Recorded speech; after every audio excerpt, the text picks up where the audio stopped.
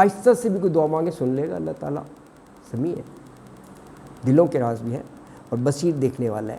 تو یہ پہلی آیت میں فرمایا کہ اللہ کی ذات پاک ہے جو اپنے بندے یعنی رسول اللہ صلی اللہ علیہ وسلم کو ایک رات مسجد حرام سے مسجد اقصی تک لے گیا، اور مسجد اقصی کے بارے میں کہا کہ اس کے ماحول کو ہم نے بڑا بابرکت بنایا ہے، اور یہ سفر کیوں کرایا؟ تاکہ ہم اسے اپنی کچھ نشانیاں دکھائیں، اور کہا بے شک اللہ سننے والا اور دیکھنے والا ہے۔ اللہ اکبر۔ ہاں نمازوں کا بھی بالکل آپ صحیح کہہ رہے ہیں، نمازوں کا اور بہت سی چیزیں ہیں، اور جو سورہ بقرہ کی جو آخری 2 آیات ہیں نا 285 اور 286 جو دعائیں ہیں، ربنا لا تؤاخذنا ان نسینا واخطانا، یہ بھی معراج کا تحفہ ہے۔ ہاں یہ بھی وہاں نازل ہوئی، اور یہ بھی آپ صحیح کہہ رہے ہیں نمازوں کا کہ وہ اس امت پر 50 جو ہے نا وہ کی گئیں، تو بہرحال روایات میں حضرت موسیٰ نے کہا وہ تمہاری امت اتنی پڑھ سکے گی، درخواست کرو منت سماجت کو اللہ سے۔ تو وہ ایک دفعہ نہیں کئی دفعہ گئے اور گریجولی ریڈیوس کروایا، 50 سے 5 پر لائے۔ اللہ اکبر، اللہ اکبر ہے نا جی۔ اور دیکھیں واقعی امت کے لیے وہ 5 بھی بڑی مشکل بنتی ہے نا، تو انہوں نے کہا تھا نہیں پڑھی جائیں گے ان سے۔ ہاں یہ بھی ایک اہم وہ بات آپ نے فرمائی، وہ بھی معراج سے ہی تعلق ہے۔ اللہ اکبر۔ اچھا دیکھیں اب بنی اسرائیل ہیں، سورت کا نام ہے نا، تو بنی اسرائیل کی طرف جو پیغمبر مبعوث کیے گئے اب ان کا ذکر آ گیا فوراً ہی۔ بنی اسرائیل کی طرف حضرت موسیٰ علیہ السلام کو بھیجا تھا، تو کہا کہ ہم نے موسیٰ علیہ السلام کو شریعت سے بھی نوازا، تورات، اور ان کو ہدایت دی، یعنی وہ بنی اسرائیل کو گائیڈنس، اور کہا سب سے بڑی بنی اسرائیل کو ہدایت یہ کہ اللہ تتخذوا من دونی وکیلا۔ دیکھیں ہر پیغمبر کی جو بنیادی دعوت ہے نا وہ توحید ہے۔ ہم اور بھی انبیاء کا پڑھتے ہیں نا، حضرت صالح، حضرت ہود ہے، خاص طور پر اعراف اور ہود۔ اعراف یہ 7 نمبر ہے، سورہ ہود یہ 11 نمبر ہے۔ اس میں گزشتہ قوموں کا ترتیب سے ہی ذکر ہے، گزشتہ قومیں حضرت نوح، اس کے بعد حضرت ہود علیہ السلام، پھر حضرت صالح، قوم عاد کے بعد قوم سمود جو ہے نا۔ اچھا وہاں پر عام طور پر ایک رکوع میں ایک امت کا ذکر ہے، ہر رکوع کی پہلی آیت دیکھیں گے تو ہے یا قوم اعبدوا اللہ ما لکم من الہ غیرہ، سیم ہے۔ پہلے انہوں نے کہا کہ ذرا غور سے سن لو کہ اللہ کے علاوہ کوئی ہستی عبادت کے لائق نہیں ہے، جو بھی تم پوجا پاٹ کر رہے ہیں۔ شرک بڑا عام تھا نا، کوئی درخت کو پوج رہا ہے، کوئی سورج ہی کو پوجا جا رہا ہے، کوئی آتش پرست ہے، آگ کو نا مختلف بنائے ہوئے ہیں۔ وہ کہتے ہیں کوئی ٹینجیبل چیز ہونی چاہیے، یہ نہیں کہ نظر ہی نہیں آ رہا کیے جا رہے ہیں۔ دیکھیں قرآن نے شروع میں کہا یؤمنون بالغیب، بڑی چیز یہ بن دیکھے، لیکن انسان کی فطرت یہی ہے۔ قرآن میں ہے نا کہ یعنی پیغمبر نے دن رات محنت کی توحید ہے بنی اسرائیل پر ہی، اور کتنے عذاب سے بچا کر لے گیا۔ عذاب کم تھا کہ وہ بیٹوں کو ذبح کر دیتا تھا، لڑکیوں کو رہنے دیتا تھا، اور پھر وہ غلامی کی زندگی، نجات دلائی۔ سمندر آ گیا، اللہ نے راستہ بنا دیا۔ وہ آگے گئے تو کچھ لوگ جو ہے نا وہ اعتکاف کی شکل میں بیٹھے ہوئے، اور آگے وہ مورتی، وہ شاید گائے اور اسی کی تھی، وہ پوجا پاٹ کر رہے ہیں۔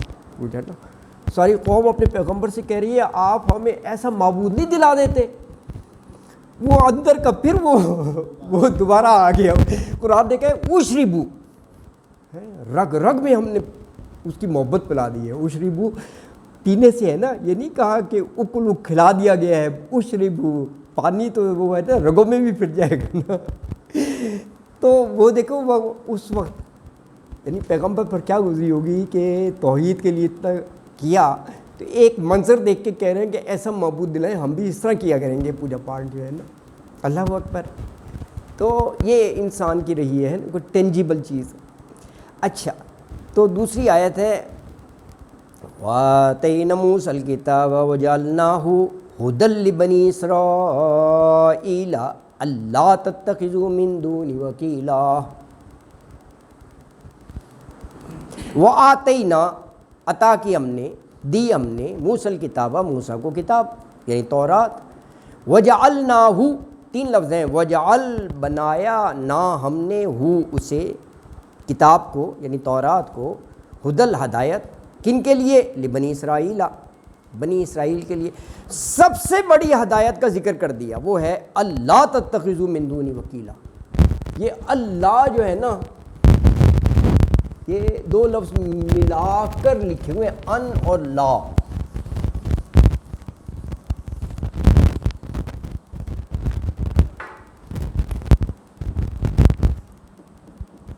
ان اور لا، اب یہ جزم ہے نا، جب ملا کر لکھیں گے یہ گر جائے گا، تو یہ اللہ ہو جائے گا، اللہ۔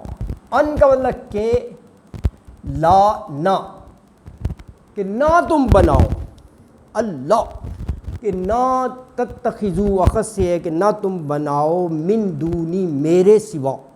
دون کا علاوہ مطلب علاوہ ہوتا ہے نا، تو یا متکلم لگ گیا، میرے علاوہ، وکیلا۔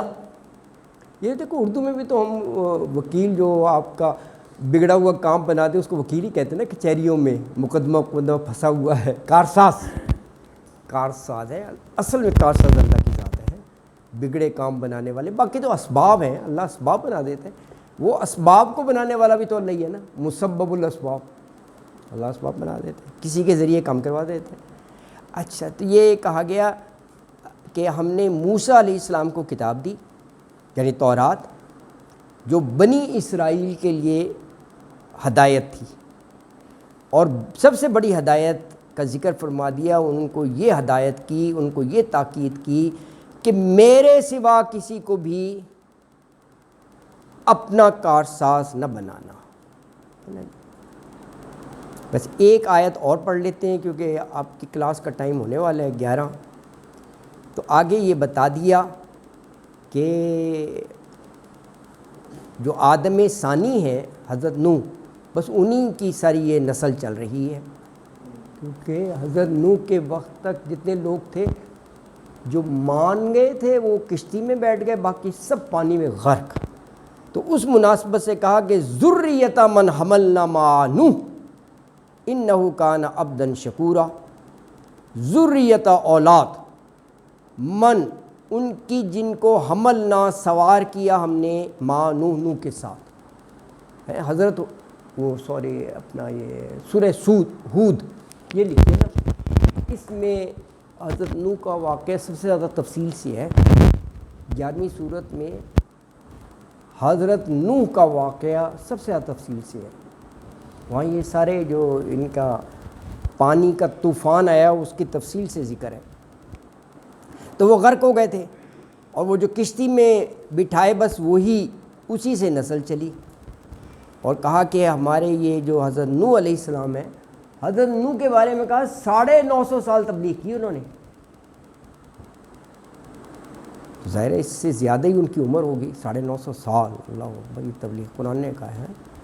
اور کہا کہ یہ ہمارا بندہ بڑا شکر گزار تھا، انہو کانا عبدا شکورا، انہو بے شک وہ یعنی حضرت نوح علیہ السلام کانا تھا عبدا شکورا، بہت ہی شکر گزار بندہ۔